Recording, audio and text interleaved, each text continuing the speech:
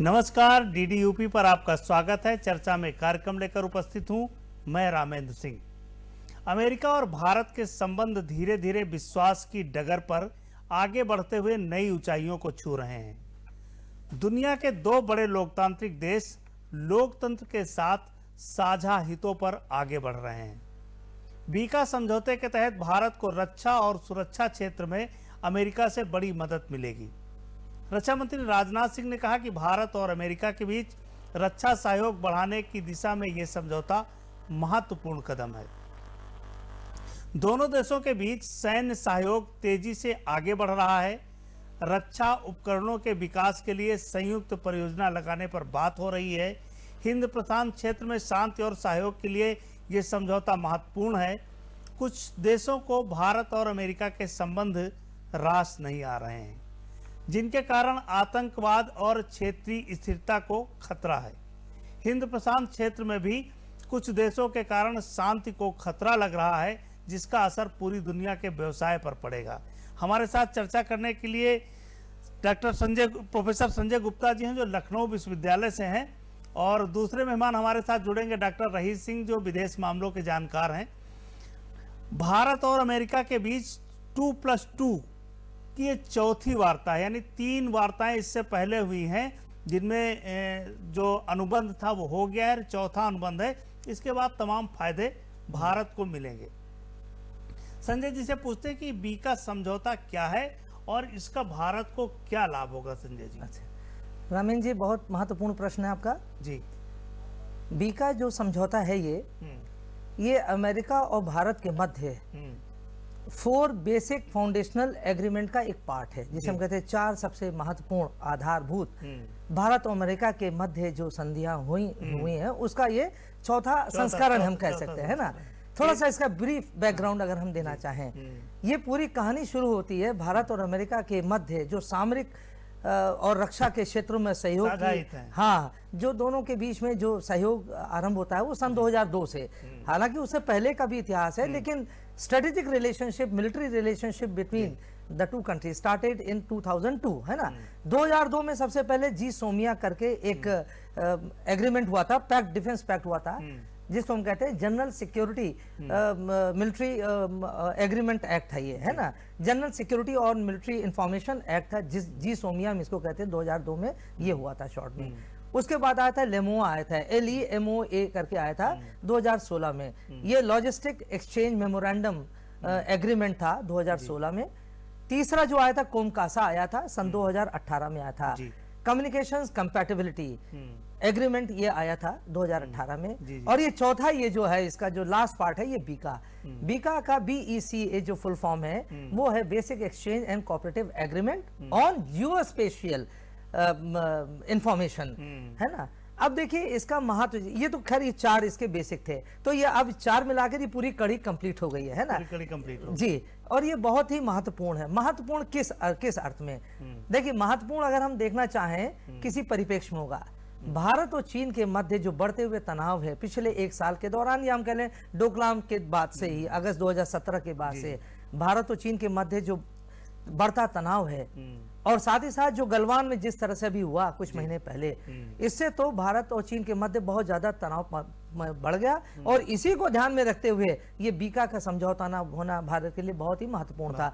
इसका महत्वपूर्ण जो विषय ये है कि इसमें जिसे हम कहते हैं सैटेलाइट और नेविगेशनल जो इनपुट्स हैं, जो डेटा इमेजरीज होती है, जो सैटेलाइट है आकाश में, वो अब भारत को इसकी सुविधा मिलेगी कि वो अमेरिका के साथ वो साझा कर सकता है। अब देखिए, उसमें भारत को ज्यादा फायदा है एज कंपेयर टू अमेरिका।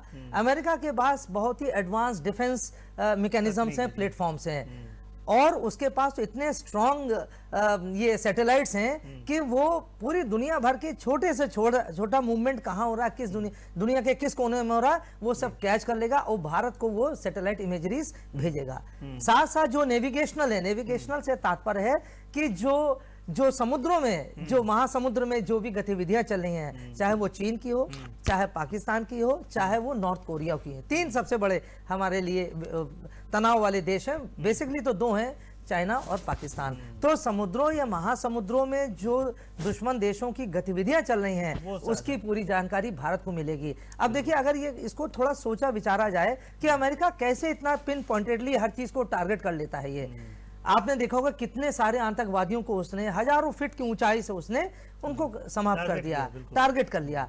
अभी संभवतः भारत के पास इतनी एडवांस टेक्नोलॉजी नहीं थी, लेकिन अब भारत को अमेरिका से इसका सहयोग मिलेगा और इस तरह से भारत की जो मारक क्षमता है, जो अटैकिंग पावर है या हम किलिंग पावर जिसे कह सकते हैं, that will increase many fold. बिल्कुल, दोनों देशों के बीच जो समझौता है वो आधुनिक सैन्य प्रौद्योगिकी, साजो सामान, भू स्थानिक मानचित्र साझा करेंगे। जी, भारत की ओर से रक्षा मंत्री राजनाथ सिंह, विदेश मंत्री एस जयशंकर और अमेरिका की तरफ से विदेश मंत्री माइक पॉम्पियो और रक्षा मंत्री मार्क एस्पर शामिल थे।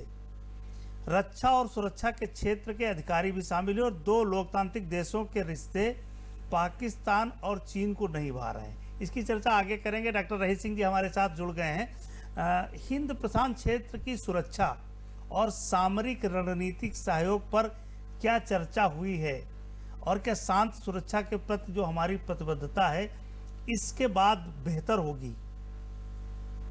रावण जी, अगर आप बैक फ्लैश में जाएं तो हम लोगों ने अमेरिका के साथ मिलकर जी क्वाड की स्थापना की।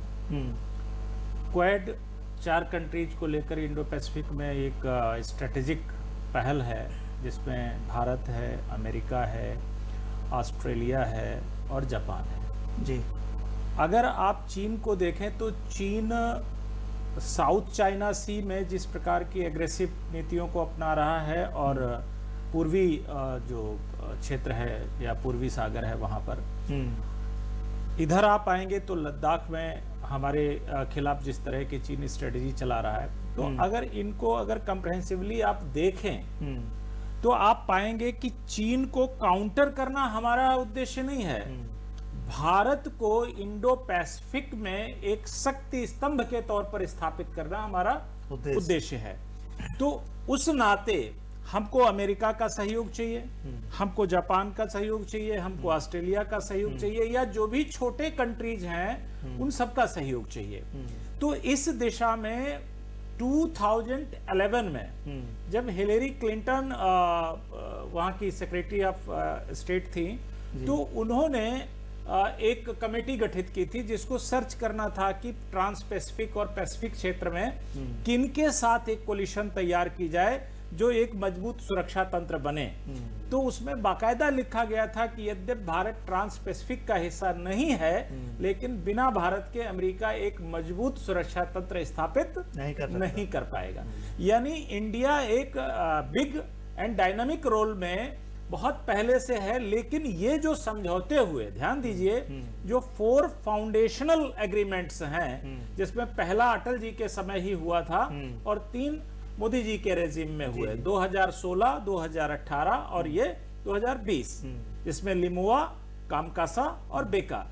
अब आप अगर देखें तो ये सुरक्षा, शांति, समृद्धि और जो समुद्री क्षेत्र है उसका फ्री एक्सेस, क्योंकि इंडिया चाहता है फ्री एंड टोटलिटी में मैरीटाइम एक्सेस मिले, सुरक्षा मिले, ताकि ब्लू इकोनॉमी को हम सही से यूज कर सकें, हम अपने इस क्षेत्र की प्रॉस्पेरिटी को सुनिश्चित कर सकें और कोई भी बाहरी ताकत इस देश के, जो इस क्षेत्र के देश हैं, उनकी शांति में अवरोध पैदा ना कर पाए।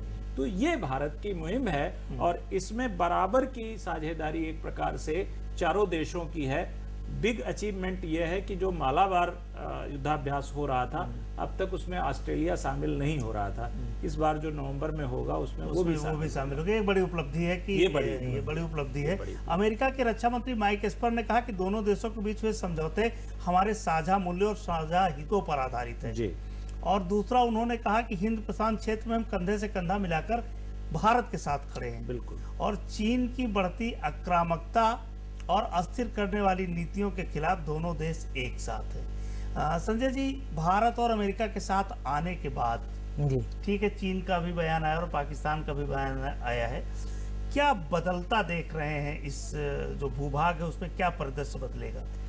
रामेन जी, देखिए, ये 4 फाउंडेशनल एग्रीमेंट्स हुए जिसके बारे में रई साहब ने बताया, हमने बताया, इसमें देखिए सबसे बड़ी बात ये है, केवल यही 4 नहीं है, थोड़ा सा अगर हम वाइडर अगर कंटेक्स्ट में देखें, आप 2 चीजों को और जरा गौर करिएगा। MTCR एक था, मिसाइल टेक्नोलॉजी कंट्रोल रिजीम एक ये था। अमेरिका ने भारत को उसमें एंट्री दिलाई। ये बड़ा एक एलीट क्लब था, जो बड़े एडवांस देश हैं, बहुत ही, हाँ, उसमें भारत को शामिल करने में सहायता किया। साथ साथ NSG जो न्यूक्लियर सप्लाई ग्रुप जो है, जिसमें 48 सदस्य हैं, उसमें भी भारत के लिए उसने पुरजोर समर्थन किया। लेकिन चूंकि आप जानते हैं यूनाइटेड नेशंस की इंटरनल पॉलिटिक्स है, चाइना के वीटो कारण नहीं हो पाया। तो ये जो फाउंडेशनल एग्रीमेंट्स हुए, जिसका पूरी कहानी अब समाप्त हो गई है, साथ साथ जो अमेरिका ने भारत को और भी जो एक फ्रेंडली जो हेल्प दिया है, उसको पूरा अगर उस परिप्रेक्ष्य में देखें तो ये बहुत बड़ा मैसेज है। पहला मैसेज क्या है? There is a increase cooperation, increase trust between the 2 countries. अंतर्राष्ट्रीय राजनीति में जब हम स्ट्रेटेजिक रिलेशंस के बारे में बात करते हैं, सामरिक संबंधों के बारे में बात करते हैं, वो सामरिक संबंध तब तक सफल नहीं हो सकता जब तक पारस्परिक, जिसे हम कह लें ट्रस्ट, भरोसा ना हो। नहीं तो क्या होगा? अभी भी देखिए थोड़ा सा गैप है भारत और अमेरिका के बीच में। बहुत इतना सब कुछ हुआ, लेकिन अमेरिका फिर भी थोड़ा सा भारत को दे रहा है सारी टेक्नोलॉजी, लेकिन भारत से अपेक्षा करता है कि भारत रूस से अलग हट जाए। वो S-400 जो मिसाइल सिस्टम भारत ले रहा है, उसके लिए बहुत ज्यादा वो उत्सुक नहीं है, इसलिए उस फ्रंट लाइन वो वेपन्स दे रही है। भारत दोनों रास्ते दोनों को, ये जिसे कहते हैं स्ट्रेटेजिक एम्ब्रेस, ये सामरिक जो गले मिलने वाली जो एक नीति है, ये भारत ने समय को ध्यान में देखते हुए किया है। एक तो मैसेज ये है। दूसरी बात, ये जो मैसेज है कि अब चाइना को, जैसे आपने कहा कि चाइना को भी आभास हो गया है कि it is not a child's game to play politics with India. अभी जब ये हुआ है, बीका वाला हुआ, उससे कुछ समय पहले जैसे चाइना को ये पता चला कि अमेरिका भारत साथ बेका करने जा रहा है, उसने कहा कि that India is flexing its military muscles by flaunting the American support. अर्थात भारत अपनी जो मिलिट्री मसल्स हैं वो अमेरिका को सामने रखकर हमको दिखा रहा है, यानी एक प्रकार से हमको दिखा रहा है हम कितने स्ट्रांग हो गए हैं। अब आप देखिए, this is an act of frustration, और ये 1 या 2 समय की बात नहीं हुई है, ये हर एक क्षेत्र में भारत ने जिस तरह से, अगर पूरा ईस्ट एक्ट पॉलिसी जो है भारत की जो है, उसमें चाहे आसियान में भारत को इतना सपोर्ट मिला है, अमेरिका का मिला है। सबसे बड़ा ये जो सपोर्ट है, ये जो अभी तक US पैसिफिक कमांड जिस नाम से जाना जाता था, अब हो गया US इंडो पैसिफिक कमांड। अब आप समझ लीजिए, ये केवल ये पॉलिटिकल लैंग्वेज नहीं है, ये ऑफिशियल सर्कल में आ गई है। ऑस्ट्रेलिया ने अपना व्हाइट पेपर इशू किया इसके ऊपर, न्यूजीलैंड ने अब इंडो पैसिफिक कहना शुरू किया। पहले आसियान को थोड़ा सा इस बात में शक था, कहीं इंडो पैसिफिक नाम लेते लेते कहीं आसियान साइडलाइन तो नहीं हो जाएगा। भारत ने स्पष्ट कर दिया कि नहीं, भारत की एक पॉलिसी रहेगी, centrality of ASEAN in the Indo Pacific region, उसको कोई काउंटर नहीं कर सकता साइडलाइन ने। इसलिए इसका बहुत बड़ा ये मतलब है। ये रईस जी, नेशनल मेमोरियल में जाकर के गलवान के शहीदों को श्रद्धांजलि अर्पित करना, विदेश मंत्री अमेरिका के और रक्षा मंत्री दोनों का क्या मैसेज जाता है? देखिए, जो संबंध हैं आज के, वो संवेदनशीलता के साथ सुरक्षा और व्यापार के संबंध हैं जी। अगर अन्योन्याश्रिता नहीं है तो आज के दौर में संबंध नहीं चल पाते हैं। ऐसे में एस्पर का और पोम्पियो का वहां पर जाना एक संवेदनशीलता का संदेश है कि अमेरिका सेंसिटिवली आपके पास साथ जो है वो मेजर पार्टनरशिप एस्टैब्लिश कर रहा है। ये केवल एक प्रोफेशनलिज्म नहीं है, या इसे आप मार्केट मैकेनिज्म नहीं कह सकते। एक ये मैसेज आता है। दूसरी चीज एक और हमें गंभीरता से सोचनी होगी कि देखिए, आज की दुनिया में जो 2 पोल हैं, पहले वाले पोल से वो भिन्न हैं। एक बीजिंग और दूसरा वाशिंगटन। जब ये 2 पोल हैं तो हम इनको कैसे देखें? आपको ध्यान होगा, जब ट्रंप आए थे तो 1979 में जो एक सेक्रेटरी ऑफ स्टेट हुआ करते थे, उन्होंने एक सजेशन दिया था अपने राष्ट्रपति को कि चीन रूस से कहीं ज्यादा खतरनाक है। तो आपको पॉलिसी टुवर्ड्स मास्को या मास्को पिवोट की उतनी जरूरत नहीं है जितनी कि आपको बीजिंग। अब ये अलग बात है कि बीजिंग की ओर कैसे देखेंगे, एक शत्रु की तरह या एक मित्र की तरह।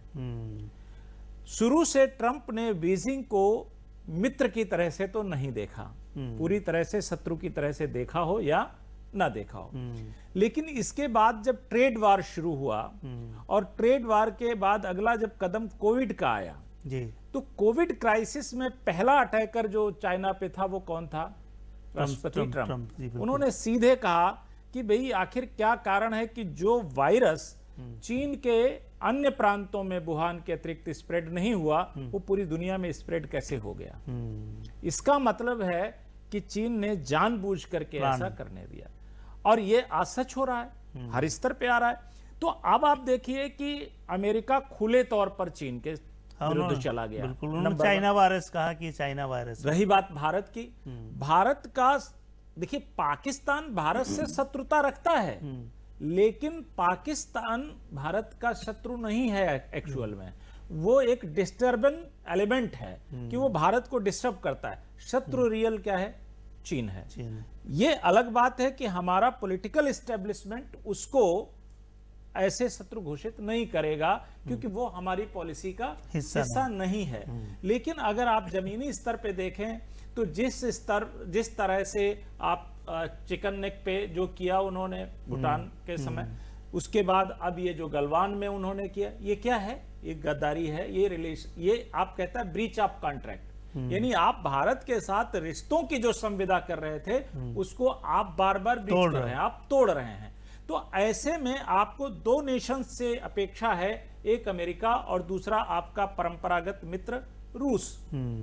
रूस अभी डायलेमा में है, लेकिन वो भारत के साथ है, भारत के खिलाफ नहीं है। अमेरिका खुले तौर पर भारत के साथ चलना चाहता है और वो इंडो पैसिफिक में एक बड़ी ताकत के तौर पर भारत के साथ आगे बढ़ना चाहता है। भारत को भी ये दुनिया के सामने रखना है कि भारत एक सब कॉन्टिनेंटल पावर है, उपमहाद्वीपीय या महाद्वीपीय ताकत है, और भारत उसके साथ साथ एक मैरीटाइम पावर भी है। तो जब भारत अपने आप को ये प्रूफ करेगा कि वो कॉन्टिनेंटल या सब कॉन्टिनेंटल पावर है और एक मैरीटाइम पावर है, तो उसमें जो ये 4 फाउंडेशनल एग्रीमेंट हुए, या जो जैसा कि डॉक्टर साहब ने अभी मिसाइल टेस्ट रेजिम का लिया या एनएसजी का लिया, वो सब आपके यहाँ पर एक सहयोगी के रूप में, आपकी भुजाओं के रूप में आपके साथ इकट्ठे होंगे। क्योंकि आज की लड़ाई ये जल या थल की नहीं है, ये स्पेस और साइबरिज्म की है। देखिए, जो स्पेस की लड़ाई जीत जाएगा वही अगला विजेता होगा। तो ऐसे में आज के दिन तो भारत को अमेरिका की, और जमीन पर खड़े होने के लिए अमेरिका को भारत की जरूरत है। इसलिए दोनों के रिश्ते जो साझा बात कर रहे हैं कि साझा रिश्ते हैं। संजय जी, अमेरिका के विदेश मंत्री पोम्पियो ने कहा कि चीनी कम्युनिस्ट पार्टी कई मामलों में मित्रवत नहीं है। क्या मैसेज देना चाहते हैं भारत में आकर के, और कि कम्युनिस्ट पार्टी को सीधा टारगेट करना? बिल्कुल, देखिए, हम लोग को ये पता है कि जो चाइनीज कम्युनिस्ट पार्टी है वो सुप्रीम पॉलिसी मेकिंग बॉडी है। जिनपिंग साहब वहां पर दोनों चीज हैं, he is the president of China as well as he is the chairman of the Chinese Communist Party. He is all in all. और जो भी चाइनीज कम्युनिस्ट पार्टी डिसाइड कर लेती है under the chairmanship of Jinping, वही पूरी राष्ट्र की नीति हो जाती है। हमारे यहाँ देखिए, हमारी स्थिति अलग है। उनके यहाँ जो आर्मी है वो आर्मी देश की आर्मी नहीं है, वो चाइनीज कम्युनिस्ट पार्टी की आर्मी है। हमारे देश में जो आर्मी है वो भारत के देश की वो आर्मी है। इसलिए पोम्पियो को जो मानना है वो ये है, और जो भारत भी मानता है, कि जितना भी जो भी चाइना कर रहा है, चाहे हम कह लें कि पॉलिटिकिंग कर रहा है, खुराफात कर रहा है दुनिया भर में, it is all the brain child of Chinese Communist party. और ये आज का नहीं है रामेन जी, ये 1950 के दशक से ही शुरू हो जाता है, जब उस समय वो थे उनके प्रधानमंत्री जो हमारे भारत में, हाँ, जाओ एनलाई जो थे, उन्होंने ये सिद्धांत सबसे पहले दिया था, the theory of palm and 5 fingers. जी जी, पाम को तो उन्होंने कब्जा कर लिया, 1950 में तिब्बत पर अटैक किया, और 1960 आते आते उन्होंने पूरा एकदम खा गए पूरा तिब्बत को, हजारों लोग मार दिया। अब 5 फिंगर्स कौन है? 5 फिंगर्स उसमें अभी नेपाल है, भूटान है, भारत है, भारत में लद्दाख है, सिक्किम है और अरुणाचल प्रदेश। तो भारत में ही 3 प्रांत जो बड़े महत्वपूर्ण हैं, जो नॉर्थ ईस्टर्न या जो पूरा ऑल अलोंग, यानी चाइना के साथ हमको खड़े होना पड़ेगा, इसीलिए हम अमेरिका को साथ लेकर इसीलिए है ना। तो सारी जितना भी हम कह लें कि खुराफात है वो चाइनीज कम्युनिस्ट पार्टी है, उसको कंट्रोल करना। डॉक्टर रईस जी, बहुत संक्षेप में पूछेंगे कि चीन और पाकिस्तान को भारत अमेरिका के रिश्ते क्यों रास नहीं आ रहे हैं? जाहिर सी बात है कि जैसा कि अभी डॉक्टर साहब कह रहे थे, देखिए चाइना की जो पॉलिसी 2030 की है या उसके आगे 2049 तक जाने की है, उसमें आप देखिए वो एक कल्चरल और आर्मी मिलिट्री पावर बनना चाहता है। और उसकी इस पावरफुल में सबसे पहले वो डराना किसको चाहता है? भारत को डराना चाहता है। भारत को डिस्टर्ब कैसे करना चाहता है बाउंड्री पर अपने आप, और इंटरनली वो पाकिस्तान को एक्टिव करके। पाकिस्तान का जो 3 एस्टेब्लिशमेंट हैं, पॉलिटिकल एस्टेब्लिशमेंट, आर्मी एस्टेब्लिशमेंट और एक जो उनका रेडिकल, तो 2 तो उनके एंटी, यानी वो भारत को इटर्नल एनिमी मानते हैं। तो भारत जब मजबूत होगा तो उनका इटर्नल एनिमी जिन्हें मानते हैं, जाहिर सी बात उनका डर पैदा होगा, और डर रहे हैं इस समय। तो आर्मी और रेडिकल समूह उनमें डर हो गया। इधर चाइना, जितना भारत और अमेरिका मजबूत होंगे उतना चीन के लिए चैलेंज, क्योंकि हम तुमसे यहां नहीं बोलेंगे, तुम ठीक है बैठे रहो, हम तुमको आकर के साउथ चाइना सी में मारेंगे, पूर्वी चाइना सी में मारेंगे। तो ये चीन भी दोनों तरफ, तीनों तरफ से घेरा। उसको खतरा ये है कि ये हमें दूसरी तरफ से इस तरह से हमारे ऊपर अटैक करेंगे तो हमारी स्थिति कमजोर हो जाएगी। और पाकिस्तान को एक डर और है, अगर चाइना कमजोर पड़ता है तो जो उसे फाइनेंशियल सपोर्ट चीन की तरफ से मिलता है वो मिलना बंद हो जाएगा, उसकी इकोनॉमी जो है वो ध्वंस हो जाएगी। बिल्कुल। हम ये जो पूरी चर्चा थी, इसमें 2 बहुत महत्वपूर्ण गेस्ट थे और बहुत जानकार हैं, हालांकि चर्चा बहुत लंबी है। हमने समझाने का प्रयास किया कि भारत और अमेरिका के रिश्ते क्यों महत्वपूर्ण हैं और चाइना या पाकिस्तान क्यों इसका विरोध करता है। लेकिन ये रिश्ते दूर तक जाएंगे क्योंकि दोनों देशों के एक दूसरे की ज़रूरत है, साझा हित हैं, और ये ज़रूरत लंबे समय तक रहेगी। इसी में शांति स्थापित होगी इस क्षेत्र में। आप दोनों लोगों का बहुत बहुत आभार आपके आने का। नमस्कार।